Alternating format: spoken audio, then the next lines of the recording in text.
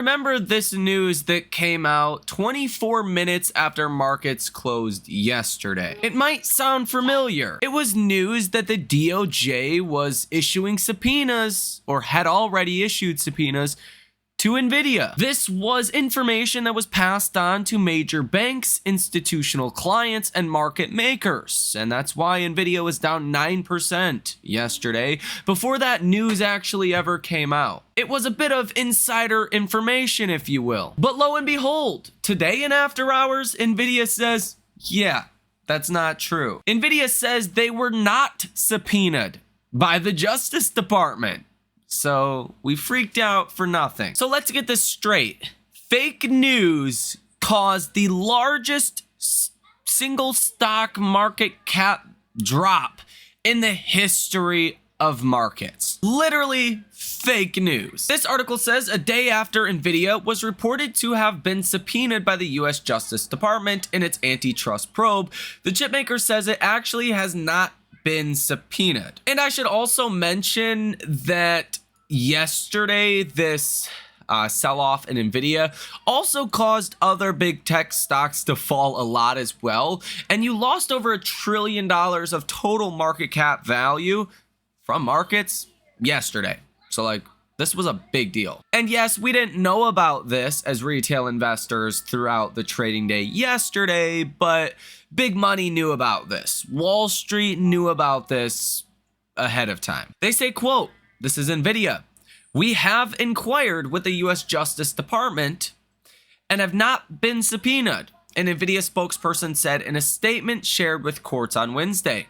Quote, "Nonetheless, we are happy to answer any questions regulators have about our business." US officials are reportedly concerned over complaints that include how NVIDIA has made it difficult for customers to work with other chip providers. The Department of Justice reached out to the chipmakers' competitors, including Advanced Micro Devices and AI chip startups, to gather information, including on allegations of threatening customers who buy products from competitors, and on NVIDIA's recent acquisition of AI software startups. The information reported in August, citing unnamed people familiar with the matter. NVIDIA also responds and says, quote, "NVIDIA wins on merit, as reflected in our benchmark results and value to customers, who can choose whatever solution is best for them," an NVIDIA spokesperson said in a previous statement shared with courts. So now that this is disproven, now that NVIDIA has actually not been subpoenaed, what does this mean for NVIDIA stock? Well, you have bounced back quite a bit from the 104 lows that you were at this time yesterday. Great. You're up to about $108 per share. You're up 1.5% overnight. And I do think you're probably going to see a buy the dip kind of reaction with NVIDIA stock as more and more investors start to realize this news wasn't even true. Now, I will acknowledge what everyone is thinking. Just because they have not been subpoenaed yet does not mean they will not be subpoenaed. If this news came out about them getting subpoenaed that was false, there's a good chance that over the next couple of days, they could, in fact, get subpoenaed. But at this point, you've already priced that in, and I don't think it matters anymore. As I explained in the last video as well, it takes years for antitrust allegations and litigations to work their way through the court system. So I don't think you have anything to worry about. If you own NVIDIA, or if you want to own NVIDIA, that's not what should keep you away or cause you to buy NVIDIA for that matter. As I have stated in previous videos, it's all about economic data right now. That is what is going to decide if September is a good month or is a really bad month. Today we had JOLTS job openings that came in lower than expected. This was bad, showing weakness in the labor market, showing weakness in the economy. Not great. But it wasn't the biggest data that we get for this week. Tomorrow morning, you have ISM services PMIs. You're expecting slight weakness across the board. The headline number is expected to fall from 51.4 down to 51.2. So really not a big drop at all. But you want to look at these subcomponents as well. ISM, services, business activity, employment, new orders, and prices paid. You're expecting slight weakening across the board, but if you get larger drops in certain areas, if prices paid comes in a little higher, that's definitely something Wall Street will not like tomorrow morning. You also have the ADP employment change coming out at 8:15 in the morning, expecting about 115,000 job ads. The big data though is Friday, and I really think Friday could be a 5% down day or a 2 to 3% up day, depending on how this report comes out. We're expecting anywhere from 120,000 to 160,000 job ads. Some firms are higher than that, like Goldman Sachs, sitting closer to about 200,000 job ads. And I think a good median is probably like 150,000 job ads. I think if we get 150,000, Wall Street's probably going to like that.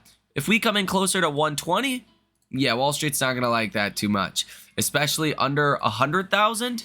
Yeah, we're really not going to like that. But it's all about the unemployment rate. We are expecting the unemployment rate is actually going to fall from 4.3% down to 4.2%.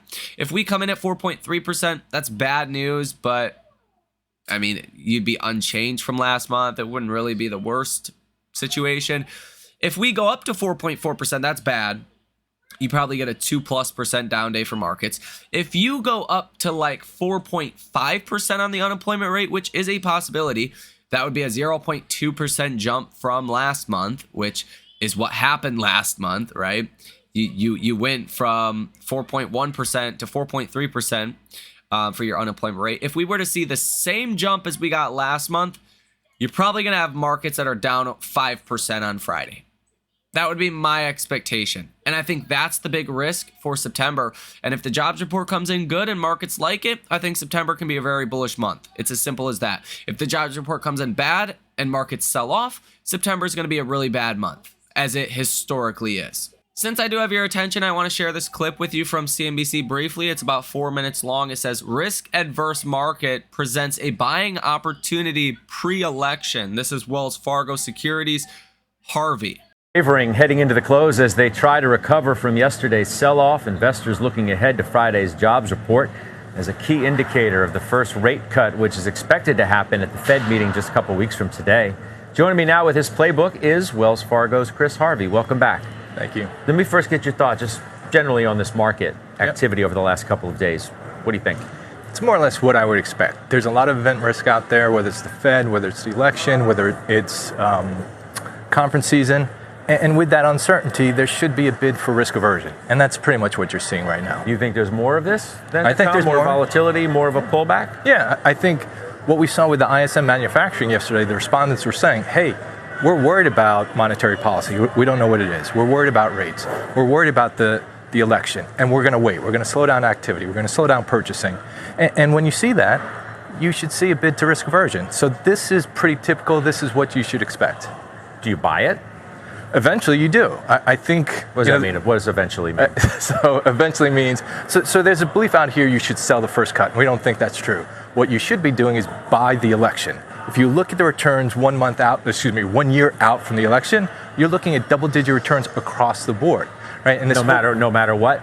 Well, it's not a guarantee, but for the last six presidential election cycles, you've had double-digit returns across the board, and that's pretty good, right? It's not a guarantee, but that's pretty good. When I say no matter what, I mean no matter which side wins. Yeah, no matter which side wins. It's this belief that what happens before the election, everything slows down. I'm not sure. I don't know how to plan, and what you see after is I have certainty. There are different betas, but ultimately I have certainty now, and now I can move forward. Now I can plan. What do I do with the pullback in mega cap tech? How do you view it? So what we did, we have a signature picks portfolio. We had some cash laying on the sidelines, and we just added Adobe and we added Microsoft today, right? So what we're saying is, yeah, we can jump into some of these names. We think they're pretty good risk rewards, not across the board, but a couple, Microsoft being one of them. And what we're really positive on, we're positive on the communication space. We've been positive on the communication space all year long. Some big cap tech in there. And we think it's a pretty good value. So you're a dip buyer? We are a dip buyer. We've been a dip buyer on momentum in some growth names in recent weeks. What I would say is that the rotation, this belief about small caps, We still think that needs to get worse before it gets better. But with things that are pretty good risk rewards, yeah, we think you can buy them with pretty good confidence. Do you think there are enough dip buyers out there? Are there enough dip buyers out there? Because these stocks, this is not the first time that these stocks have looked this way. Yeah. But the dip buyers have not let them go down too far. Yeah. They've come in and pushed them back meaningfully higher. Are they still out there to do that again? Or do we have renewed questions about the growth rates, the spending rates, and the ROI on the money? It's a great question. So the belief is, so the way I think about it, the way we phrase it is, has the momentum broken? And the momentum did not break. What happened with momentum stocks, growth stocks in the middle of the summertime, they bent, but they didn't break. The underlying fundamentals are still strong. One of the things that people keep talking about with small caps is, hey, the expected growth rates are so high or so much higher than large cap. Yeah, those are the expected. That may not be what you're going to get. What we're going to get, where we feel comfortable, is in those mega cap tech, in those growth names. Those are the names where revisions are going up, not down. Okay, so you don't believe then in the broadening story lasting that long? No, the durability of it, you sound like you're questioning. Yeah, what we think is up the capitalization should be a little bit more balanced than we've been in the last 6-12 months. But this belief that small caps are just going to take off, we think that's not the right call. The economy is not strong enough for small caps. You need a really strong economy for that to work, and we're just not seeing signs of that. You think earnings and expectations for future earnings are too optimistic, or no? So, okay, a couple of things about, let's just talk about S&P earnings. What you're seeing is the winners keep winning. So the higher margin businesses are gaining more and more market share. It's not because the economy is really strong, it's because these stocks are doing well and their contribution is increasing.